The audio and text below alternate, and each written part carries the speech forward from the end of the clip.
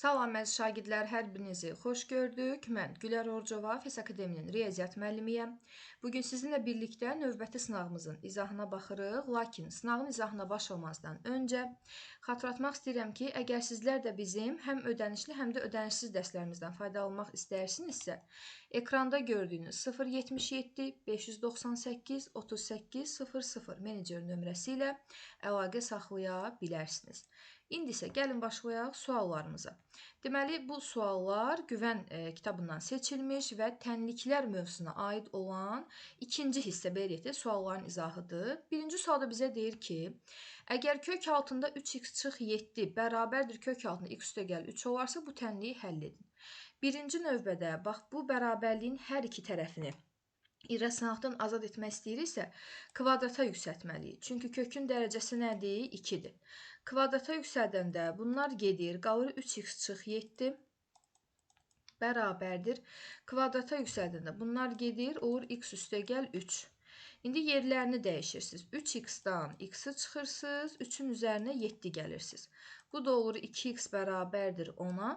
X də bərabərdir 10-u bölsəz 2-yə, cavab olur 5. Və mütləq şəkildə kökaltı ifadəni yoxlamalıyıq ki, mənfi, yəni qiymətə çevirməsin. Bu 5 üstəgəl 3 müsbət eləyir. 3 dəfə 5 çıx 7 müsbət eləyir. Ona görə birinci sualda testimizin düzgün cavabı C bəndi, C variantı alınmış olur. Keçək növbəti suala. Baxırıq burada ikinci sual. İkinci sualda deyir ki, x kvadrat üstəgəl 2ax çıx 12 bərabərdir 0 olarsa, bu tənliyin bir kökü a-dır. Və a böyükdür 0 olarsa, tənliyin ikinci kökünü tapın. Birinci növbədə biz baxmalıyıq ki, bu tənlik çevrilmiş kvadrat tənlikdir. Və çevrilmiş kvadrat tənlikdə köklərin hasili bərabər olmalıdır sərbəsizdə, yəni -12-yə. Köklərin cəmi isə bərabər olmalıdır ikinci əmsalın əksinə, yəni -2a-ya. Deyir, köklərdən biri a-dır. Baxın, x1 bərabərdir a-ya. Və a böyükdür 0 olarsa, yəni a müsbət olmalıdır. Tənliyin ikinci kökünü tapın. x2 bərabərdir sualı. Baxın, bu x1-in a qiymətini gətirib burada yerinə yazırsınız. a üstəgəl x2 bərabərdir -2a-ya. x2 qalır burada, olur -2a. A-nı atırsınız o tərəfə, olur çıx a. Deməli, burada x2-nin qiyməti bərabər olur -3a-ya. Baxın, x2-nin -3a-ya bərabər olduğunu deməli biz tapdıq. Gətirib burada həm x1-i, həm də x2-ni yerinə yazırıq. x1-in yerinə yazırıq a, x2-nin yerinə yazırıq -3a bərabərdir -12-yə. A-nı a-ya vuranda eləyir a kvadrat. Sadəcə 12-ni, -12-ni -3-ə böləndə olur müsbət 4. İndi a-nın kvadratı müsbət 4-dürsə, a-nın burada 2 qiyməti ola bilər. Ya müsbət 2, ya da -2. Amma bu əvvəlcədən şərt qoyur ki, a müsbətdir.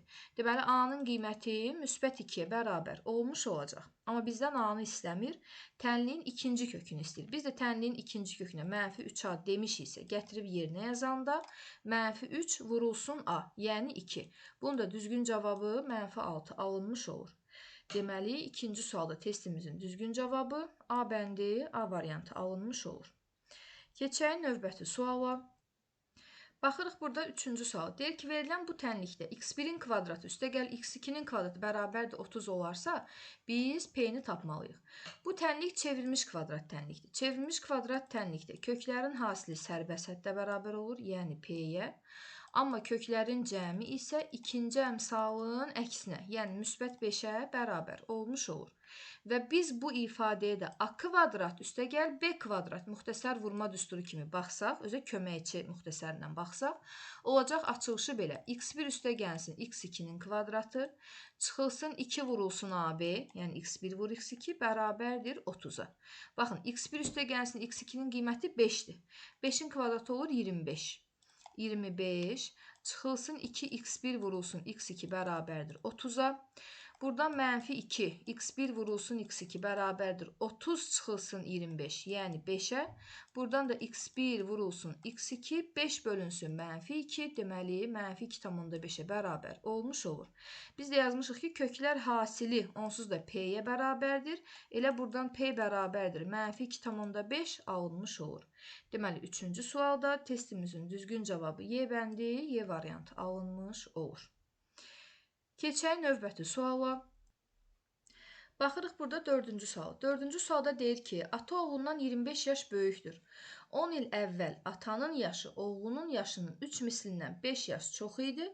Atanın indiki yaşını tapın. Deməli, bir ata var, bir də oğul var. Ata oğlundan 25 yaş böyükdür. Oğula x deyirik. Ata 25 yaş böyük. Olur x üstə gəl 25. X üstə gəl 25. Deyir 10 il əvvəl. Baxın, 10 il əvvəl atanın da yaşı 10 yaş balaca idi. Oğlunun da yaşı 10 yaş balaca idi. Ona görə oğula da çıx 10 yazırıq, ataya da çıx 10 yazırıq. Deməli, 10 il əvvəl oğul x çıxılsın 10 yaşında idi. Ata isə x üstə gəl 25-dən 10 çıxırsınız. Deməli, x üstə gəl 15 yaşında idi. Bəs bu vəziyyətdə, yəni bu halda nə deyir bizə? Deyir ki, atanın yaşı oğlun yaşının 3 mislindən 5 yaş çox idi. Bax, atanın yaşı oğlun yaşının 3 mislindən 5 yaş, yəni 5 vahid böyük olur. İndi gəlin sadələşdirək. Bu olur x üstə gəl 15. 3-ü vurub açanda bu olur 3x çıx 30 üstə gəl 5. Sadələşdirək. Burada olsun 15 üstə gəl 30 çıx 5. Burada olsun 3x çıx x. 3x-dən x-i çıxanda olur 2x. 15-dən 5-i çıxırıq 10. Üstünə də 30 gələndə olur 40. Deməli, x bərabərdir. 40-ı 2-yə böləndə olur 20. Bax, biz tapdığımız, belə buranı silim. Biz tapdığımız oğlun yaşıdır. Yəni, oğul 20 yaşındadır. Ata da ondan 25 yaş böyükdürsə, 20-nin də üstünə 25 gələndə, deməli, ata 45 yaşında olmuş olur. Buna görə 4-cü sualda testimizin doğru variantı olur Y bəndi, Y variantı. Keçirik növbəti suala. Baxırıq 5-ci suala. Deməli, 5-ci sualda bizdə deyir ki, 5-ci sualda deyir ki, 2 ədədin cəmi 242-dir. Yazaq. Ədədlər bilmirəm söhbət nədən gedir. X üstə gəl y bərabərdir 242-yə. Bu ədədlərdən böyüyünü kiçiyinə böldükdə təsəvvür edək ki, böyüyü x-dır, kiçiyi də y-dır. Natamam qismətdə 4 alınır, qalıqda isə 22 alınır. Kiçik ədəd tapın. Buradan x-i tapmaq üçün 4-ü vururuq y-a, bunu qalıqlı bölmədə öyrənmişik. 4y üstə gəl qalıq və bu x-in qiymətini gətirib burada yerinə yazırıq. Yəni x yazmıram, onun əvəzinə yazıram 4y üstə gəlsin 22, birdən də üstə gəlsin y bərabərdir 242-yə. Buradan 5y bərabərdir 242-dən 22-ni çıxmaq lazımdır. O da eləyir 220. Buradan da y tapmaq istəyiriksə 220-ni bölməliyik 5-ə. 220-ni də 5-ə böləndə düzgün cavab 44 alınmış olur. Bax, kiçik ədəd elə y-a demişdik, deməli düzgün cavab 44 olur. Yəni 5-ci sualda testimizin düzgün cavabı olur C bəndi, C variantı. Keçək növbəti suala. Baxırıq burada 6-cı sual. 6-cı sualda deyir ki, verilən bu tənliyin kökləri cəmi 8 olarsa m-i tapın. Normalda çevrilmiş kvadrat tənlikdə köklər cəmi hər zaman nəyə bərabər olmalıdır? İkinci əmsalın əksinə. Yəni mənfi 2m yox, müsbət 2m-ə bərabər olmalıdır. Bu da deyir ki, köklər cəmi 8-ə bərabərdir. Deməli, bunu bərabər eləmək lazımdır 8-ə. Hər tərəfi 2-yə bölürsünüz. M bərabər olur 4-ə. Bizdən də elə m-i tapmağımızı istəyirdi. Ona görə 6-cı sualın düzgün cavabı B variantı, B bəndi alınmış olur. Baxaq 7-ci suala. Deməli, 7-ci sualda bizə deyir ki, görək nə deyir? Deyir, yük maşını 540 km yolun ilk hissəsini müəyyən sürətlə 5 saat getdikdən sonra sürətini 20 km/saat deyir, azaldaraq qalan yolu 3 saata gedir. 3 saata gedir. Yük maşınının yolun ilk hissəsindəki sürəti nə qədərdir? Bax, bu bizim yolun uzunluğu olmuş olsun. Yəni, ümumi uzunluq olsun 540 km. Deyir, yolun bir hissəsini, bilmirəm. Deyir ki, bura qədər olan hissəsini. Və sürətində, bilmirəm axı uşaqlar, buraya yazıram sürəti olsun x kilometr böl saat. Neçə saat burada yol gedir? 5 saat yol gedir. Sonra deyir, sürətini 20 km/saat azaldır. Yəni, olur x çıxılsın 20. Və qalan yolda 3 saata gedir. Bax, buranda gedir 3 saata. Ümumilikdə 540 km yol tamamlanmış olur. Həmişə riyaziyyat məsələlərində gedilən yolu tapmaq üçün sürət vurulmalıdır zamana. Bax, sürəti x-dır, 5 saat yol gedib. Deməli, nə qədər yol gedib? 5x qədər yol gedib. Sürəti x çıxılsın 20-dir, 3 saat yol gedib. Deməli, nə qədər yol gedib? 3 vurulsun, x çıx 20 qədər yol gedib. Və bu ikisi birlikdə toplananda ümumilikdə nə qədər yol edir? 540 km yola bərabər olmuş olur. İndi hesablasaq, bu olur 5x, bu olur 3x çıx 60 bərabərdir 540-a. Burada 5 ilə 3-ü toplasaq 8x, 540-ın da üzərinə 60 gəlsək olur 600 və x də bərabərdir 600-ü 8-ə bölsək, düzgün cavab 75 km/saat alınmış olur. Deməli, yük maşınının yolun ilk hissəsindəki sürəti, bax bunu istəyir. Yolun ilk hissəsindəki sürəti nə qədərdir? Düzgün cavab 75 km/saat olmuş olur. Yəni testimizin doğru variantı olur C bəndi. Keçək növbəti suala. Baxırıq burada 8-ci suala. 8-də deyir ki, A-nın hansı qiymətində verilən bu tənliyin 2 bərabər kökü var? Tənliyin 2 bərabər kökünün olmağı üçün diskriminantı 0-a bərabər etməliyik.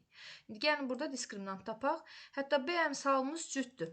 Diskriminantın yarısı ilə işləyək. 8-in yarısı olur, deməli 4, kvadratı 16. Çıxılsın AC. Burada 1 dayanıb, burada da A kvadrat dayanıb. 1-i A kvadratına vuranda edir A kvadrat. Diskriminant bərabər olmalıdır 0-a. Buradan A kvadrat bərabərdir 16-dırsa, deməli nəyin kvadratı 16 eləyir? Müsbət mənfi 4.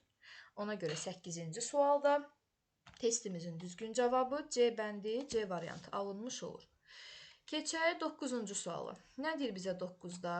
Nə deyir? Deyir ki, x kvadrat çıx 6x üstəgəl p bərabərdir 0 tənliyinin kökləri x1 və x2 olarsa, p-nin hansı qiymətində bu ifadənin qiyməti 8-ə bərabər olar? Birinci növbədə bu çevrilmiş kvadrat tənlikdir. Çevrilmiş kvadrat tənlikdə köklərin hasili bərabər olmalıdır sərbəst həddə, yəni p-yə. Köklərin cəmi isə, yəni x1 üstəgəlsin x2 isə, deməli, ikinci əmsalın özünə, yəni müsbət 6-ya bərabər olmalıdır. İkinci əmsalın əksinə daha doğrusu. İndi burada, baxın, 3x1, 3x2. 3-ü çıxardırıq mötərizənin xaricinə. Qalır x1 üstəgəlsin x2. Bu da olur 5 vurulsun, x1 vurulsun, x2 bərabərdir 8-ə. x1 və x2 cəminin 6 olduğu bəllidir. Gətirib yerinə yazsaq. 3 dəfə 6 olur 18. x1-i x2-yə vuranda p eləyir. 10 da 5-ə vursaq olur 5p. Bərabərdir nəyə? Bərabərdir 8-ə. Buradan 5p bərabərdir. 18-dən 8 çıxırsınız 10. P-nin də qiymətini tapmaq üçün 10-u bölürsünüz 5-ə. Düzgün cavab 2 alınmış olur. Yəni 9-cu sualda testimizin düzgün cavabı olur A bəndi, A variantı. Daha sonra nəhayət baxırıq 10-cu suala. 10-cu sualda bizə deyir ki, bir fəhlə işi 10 günə, ikinci fəhlə eyni işi 15 günə yerinə yetirir. Onlar deyir birlikdə bu işi neçə günə görərlər? Baxın, birinci fəhlə bütöv işi 10 günə görürsə, deməli bir gün ərzində işin 1/10 hissəsini görəcək. İkinci fəhlə 15 günə yerinə yetirirsə, deməli bir gün ərzində 15/1 hissəsini yerinə yetirmiş olacaq. Deməli bu da bərabərdir. Ortaq məxrəc olacaq 30. Niyə toplanır? Çünki bunlar birlikdə iş görürlər. 30-u bölürük 10-a edir 3, 30-u bölürük 15-ə edir 2. Bunları da toplasaq olur 30-da 5. 3 ilə 2-ni toplayırıq. Baxın, 30-da 5-i də ixtisar aparırsınız 5-ə olur 6-da 1. Deməli, 1 saat ərzində, bir gün ərzində işin 6/1 hissəsi görülür. Amma bu soruşur ki, bu iş yəni ümumilikdə bütöv şəkildə neçə günə yerinə yetirilir? Bunu tərsinə çevirməlisiniz. Yəni bunu tərsinə çevirən zaman həmişə zamanı alacaqsınız. Bunu tərsinə çevirən vaxt zamanı alacaqsınız. O da olacaq 1-də 6, yəni 6 gün ərzində ikisi birləşsə, ikisi birlikdə 6 gün ərzində bu işi yerinə yetirmiş olacaqlar. 10-cu sualda da testimizin düzgün cavabı olur C bəndi, C variantı. Belə. Bununla da bütün demək olar ki, sualların izahına baxmış olduq. Bir daha xatırladıram ki, sizlər də bizim həm ödənişli, həm də ödənişsiz dərslərimizdən faydalanmaq istəyirsinizsə, bax ekranda gördüyünüz 077 598 38 00 menecer nömrəsi ilə əlaqə saxlaya bilərsiniz. Videonu bəyənmək və kanalımıza abunə olmağı unutmayın. İzlədiyiniz üçün təşəkkürlər.